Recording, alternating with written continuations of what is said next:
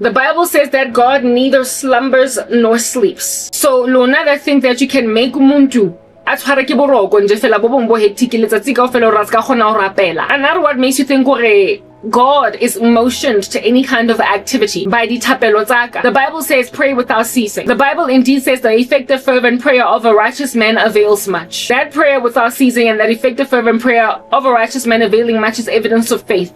When you pray to a God you can't see, you show that you've got faith, and it is impossible to please God without faith. And so therefore, when you pray, you display a faith that causes God to be pleased. But understand, God's people have a history of being delivered with or without certain actions on their part. So if your strategy in the occult is to make a person fall asleep all the day long so they can't pray, if you're going to wear out the flesh of a human being to a point where they're going to struggle even to stay awake, praying all night long, the Lord will come through for them during that very season when they finally make a decision to sleep instead of pray the rest of the night. Because your weapons that are below the belt out here, they're like literally leaning on the weakness of the corporeal flesh of a human being. You're holding on to the weakness of human beings is what's going to make God rock up with his strength that neither slumbers nor sleeps. It is not in my strength, not of anything that I've done, not my might, but just the fear of God. And the Lord, it is written in his word that he remembers that we are made of dust, and so he has compassion on us. So carry on trying to make us sleep, yo, in the middle of all night prayers. Carry on trying to make us stop fasting by giving us ailments in our bodies until we have to break a fast for medical reasons.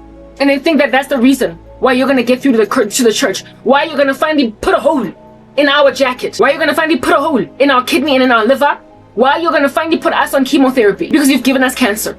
Carry on thinking, oh, deathly beast, that you who are on a deathbed, being as deathly as you are, carry on thinking that we have anything to do with our own deliverance, and then find out about this God who marvelously rescues us from even eternal flames, not of anything that we've done, but as the free gift of God. Find out that he also awards deliverance also all that freely. Find out that the battle has always been the Lord's. Find out the hard way that none of your occult tactics and missions and strategies and stunts are responsible for why anything at all does not come through for Christians. Silence in the camp of the saints tends to be the one that is the silence calm before the storm.